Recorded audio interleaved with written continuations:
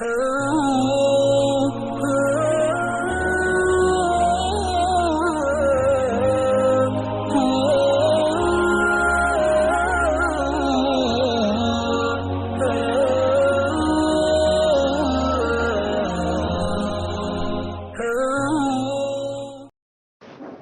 لله رب العالمين والصلاة والسلام على رسوله الكريم وعلى آله وأصحابه أجمعين. رب زدني علما رب زدني علما رب اشرح لي صدري ويسر لي أمري واحلل عقدة من لساني يفقه قولي. آمين. قال الله تبارك وتعالى في كلامه المجيد: ان صلاتي ونسكي ومحياي ومماتي لله رب العالمین. صدق اللہ العظیم. آج کے سیشن سے، آج کے لیکچر سے اور آج کے سبق سے ہم قربانی کے جو مفہوم ہے، قربانی کے جو مسائل ہیں، قربانی کی جو بات ہے، مکمل انشاءاللہ اس کے سیشن کا آغاز آج کے لیکچر سے ہم کریں گے. اور اپنے لیکچر کا آغاز ہم قربانی کی تعریف اور قربانی کی تاریخ سے کریں گے کہ گویا قربانی کی ابتدا کب سے ہوئی اور قربانی کہتے کسے ہیں. تو آج کے لیکچر میں ہم یہ سمجھیں گے کہ قربانی کی تعریف کیا ہے. سب سے پہلے تو سمجھیں قربانی کیا چیز ہے، یعنی قربانی کی تعریف کیا ہے. یہ جو لفظ قربانی جو ہے یہ قرب سے ماخوذ ہے، یعنی کہ قرب کا معنی ہوتا ہے کہ انسان اپنی جان، اپنا مال، اپنی اولاد یا کسی حلال جانور کو اللہ کا قرب حاصل کرنے کے لیے اللہ تعالیٰ کے دربار میں پیش کرے. یعنی اللہ کی رضا کے لیے اپنی قیمتی چیز یا کوئی مال یا کوئی حلال جانور اللہ کی رضا میں اس کا قرب حاصل کرنے کے لیے پیش کرنا، اس کو قربانی کہتے ہیں.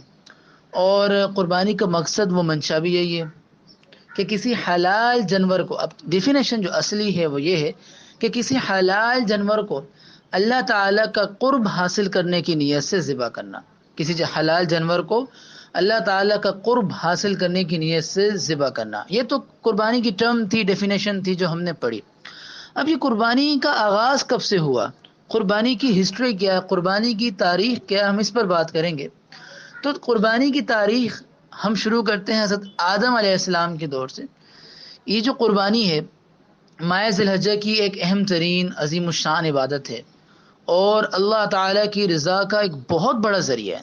یعنی قربانی میں انسان اپنی مال میں سے جو چیز اللہ کی رضا میں دیتا ہے تو اللہ کا قرب حاصل کرتا ہے. تو ایک عظیم الشان عبادت ہے، اللہ کی رضا کا ایک بہت بڑا ذریعہ ہے. اللہ تعالیٰ کی بارگاہ میں قربانی پیش کرنے کا سلسلہ حضرت آدم علیہ السلام کے زمانے سے چلتا آ رہا ہے. یعنی آدم علیہ السلام کے زمانے سے اس کی ابتدا ہوئی اور اس کی تاریخ ہے، یعنی ان کی شریعت سے ہی قربانی کا وجود شروع ہو چکا. اب وہ کیا معاملہ تھا؟ علماء حضرات فرماتے ہیں کہ جب سے حضرت آدم علیہ السلام زمین پر تشریف لائے تبھی سے ان جانوروں کا ذبح کرنا اللہ تعالیٰ کا حکم تھا کہ جانوروں کو ذبح کریں. اور اسی سلسلے سے متعلق حضرت آدم علیہ السلام کے دو بیٹے جو ہیں حابیل و قابیل، ان کا قصہ قرآن شریف میں مذکور ہے، اور جس میں حابیل کی قربانی اللہ نے قبول کی اور حابیل نے اس کو قتل کیا. وہ پورا ایک قصہ ہے جو قربانی پر ڈیپینڈ کرتا ہے. تو وہ قصہ ہم جانتے ہیں، وہ قصہ کیا ہے. یعنی حضرت آدم علیہ السلام کے جو دو بیٹے ہیں حابیل اور قابیل، ان کا کیا پس منظر ہے، ان کا کیا قصہ ہے، آئے ہم وہ جانتے ہیں. اللہ تعالیٰ نے سورۃ المائدہ میں حضرت آدم علیہ السلام کے بیٹوں کا قصہ یوں بیان کیا ہے. سورۃ المائدہ میں اللہ تعالیٰ نے حضرت آدم علیہ السلام کے دو بیٹے یعنی حابیل و قابیل کا قصہ یوں بیان کیا. خلاصتاً یہ ہے کہ انہوں نے اپنی قربانی اللہ کے حضور پیش کی. حابیل نے کیا کیا، ایک عمدہ قسم کا دمبا قربان کیا، یعنی ایک بھائی نے دمبا قربان کیا، جبکہ جو قابیل تھا، جو دوسرا بھائی تھا، اس نے زرعی پیداوار یعنی کچھ غلہ وغیرہ وہ بھی بیکار قسم کا پیش کیا. اب وہاں علامت یہ ہوتی تھی کہ یعنی قبولیت کی کہ کس کی قربانی اللہ کے ہاں قبول ہوئی اور کس کی نہیں. تو ایک آگ آتی تھی آسمان سے اور وہ اس کو لے جاتی تھی، تو گویا یہ ایک علامت ہوتی تھی کہ اس کی قربانی قبول ہو گئی. لیکن اب تو امت محمدیہ پر یہ شرف ہے کہ آگ نہیں آتی بلکہ وہ جو مال غنیمت بھی ہوتا ہے، اور اس کے علاوہ جو قربانی کا گوشت ہے یہ ہم غربا میں تقسیم کرتے ہیں۔ پہلے ایک آگ آتی تھی اور وہ لے جاتی تھی، تو حضرت حابیل جو ہیں ان کی قربانی کو آگ لے گئی اور قابیل والی کو نہیں لے کر گئی، تو گویا ان کی قبول ہوگی اور ان کی قبول نہیں ہوئی۔ اب یہ پورا واقعہ آپ کو سورۃ المائدہ آیت نمبر 27 سے مل جائے گا۔ وَاتْلُ عَلَيْهِمْ نَبَأَ ابْنَيْ آدَمَ بِالْحَقِّ إِذْ قَرَّبَا قُرْبَانًا فَتُقُبِّلَ مِنْ أَحَدِهِمَا وَلَمْ يُتَقَبَّلْ مِنَ الْآخَرِ قَالَ لَأَقْتُلَنَّكَ قَالَ إِنَّمَا يَتَقَبَّلُ اللَّهُ مِنَ الْمُتَّقِينَ۔ اس کا ترجمہ یہ ہے کہ اے پیغمبر، ان کے سامنے آدم کے دو بیٹوں کا واقعہ ٹھیک ٹھیک پڑھ کر سناؤ، یعنی کہ ان کا صحیح سے پڑھ کر ان کا واقعہ سناؤ کہ جب دونوں نے ایک قربانی پیش کی تھی۔ یہ میں قرآنی آیات کا ترجمہ کر رہا ہوں کہ ان میں سے ایک کی تو قربانی قبول ہو گئی اور دوسرے کی قبول نہ ہوئی، تو دوسرے نے پہلے سے کہا کہ میں تجھے قتل کر ڈالوں گا۔ پہلے نے کہا یعنی کہ پہلے نے کہا کہ اللہ تعالیٰ جو ہے وہ قربانی قبول کرتا ہے ان لوگوں کی جو دل سے متقی ہیں، یعنی جن کے دلوں میں تکبر، عناد، ریا، ان کی قربانی قبول نہیں ہوتی۔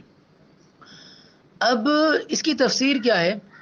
تفسیر میں علماء لکھتے ہیں کہ معاملہ ایسا تھا، یہاں بنی اسرائیل جو تھے، یہ جو بنی اسرائیل کو حکم دیا، یعنی کہ بنی اسرائیل کے سمجھانے کے لیے یہ آیت نازل ہوئی تھی، اور بنی اسرائیل کو بتایا جا رہا تھا کہ بنی اسرائیل کو جب جہاد کا حکم دیا تو انہوں نے اس حکم کو نہیں مانا، نافرمانی کی، اور اس سے وہ جان چھڑاتے رہے۔ حالانکہ جہاد ایک ایسا مقصد ہے جس میں اگر کسی کو قتل کیا جاتا ہے تو اعلاء کلمت اللہ کے لیے قتل کیا جاتا ہے، ایک سلطنت قائم کرنے کے لیے قتل کیا جاتا ہے، اور قتل کے اندر بھی کتنے معاملات ہوتے ہیں۔ تو ایک طرف تو وہ ایک عظیم فریضہ، یعنی جہاں قتل پر، جہاد پر وہ جان چھڑا رہے تھے، یعنی جہاں ایک مقصد کے تحت قتل کیا جا رہا ہے، ایک مقصد کے تحت قتال ہو رہا ہے، اور دوسری طرف ان کی عادت تھی وہ ناحق ایک دوسرے کو قتل کرتے تھے، ناحق ایک دوسرے کو قتل کرتے تھے، چھوٹی چھوٹی باتوں پر قتل کرتے تھے۔ تو ان کے لحاظ سے یعنی کہ جہاد میں قتل کرنا، اس سے وہ جان چھڑا رہے تھے، لیکن بلا وجہ بغیر حق کے وہ لوگوں کو قتل کرتے تھے آپس میں۔ تو ان کو یہ آیت سنائی گئی کہ دیکھو یہ جو تم کر رہے ہو یہ بہت سخت گناہ ہے، یہ بہت بڑا جرم ہے، اور اس کی ابتدا قابیل نے کر دی تھی جب اس نے اپنے بھائی حابیل کو قتل کیا۔ اس نے کیوں کیا، کیا وجہ تھی، اس کا ایک پورا واقعہ ہے جو ہمیں مفسرین میں حضرت عبداللہ ابن مسعود اور دوسرے صحابہ کرام کے حوالے سے منقول روایتوں میں ملتا ہے۔ خلاصہ اس کا یہ ہے کہ آدم علیہ السلام کے دو بیٹے تھے، ان میں سے ایک کا نام قابیل اور دوسرے کا نام حابیل تھا۔ کیونکہ اس وقت آبادی تو نہیں تھی، کیونکہ حضرت آدم علیہ السلام اور حوا علیہ السلام تھیں، تو معاملہ ایسا تھا کہ جوڑواں بچے ہوتے تھے، ایک لڑکا اور ایک لڑکی۔ تو ایک ٹائم کے اندر جو جوڑواں بچے ہوتے تھے ان کا آپس میں نکاح نہیں ہو سکتا تھا، ان کا آپس میں، یعنی کہ جیسے ایک ہی وقت میں ایک بہن ایک بھائی پیدا ہوئے تو ان کا آپس میں نکاح نہیں ہو سکتا تھا، البتہ دوسرے حمل کا، یعنی کہ جو دوسرا ٹائم ہوتا تھا اس میں پیدائش پانے والی بچی پہلے والے بچے سے کر سکتی تھی، یہ معاملہ تھا۔ اب قابیل جو تھا وہ چاہتا تھا جو اس کے ساتھ پیدا ہوئی اسی سے نکاح کرنا چاہتا تھا، وہ بڑی خوبصورت بھی تھی لیکن جوڑواں ہونے کی وجہ سے وہ نکاح نہیں کر سکتا تھا، یعنی وہ لڑکی اس پر حرام تھی۔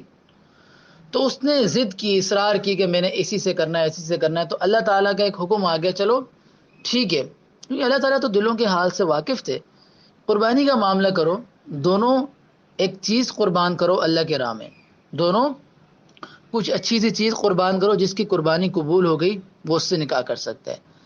تو حابیل نے بھی اور قابیل نے بھی، ان دونوں نے قربانی تقسیم کی۔ حابیل نے ایک عمدہ قسم کا، کیونکہ وہ متقی تھا، اس کے یہ مقصود یہ معاملات نہیں تھے، لیکن حکم تھا کیونکہ نسل آگے چلانی تھی، تو اب فیصلہ کرنا تھا، تو اس نے جو ہے ایک عمدہ قسم کا دمبا ذبح کیا، اور قابیل نے ایک بس گھسی پٹی کچھ اپنا غلہ اٹھا کے قربان کیا۔ تو اب حابیل کی، کیونکہ اللہ تعالیٰ تو دکھانا چاہتے تھے اور اللہ تعالیٰ کا یہی فیصلہ تھا، حابیل کی قربانی قبول ہو گئی اور قابیل کی نہیں ہوئی۔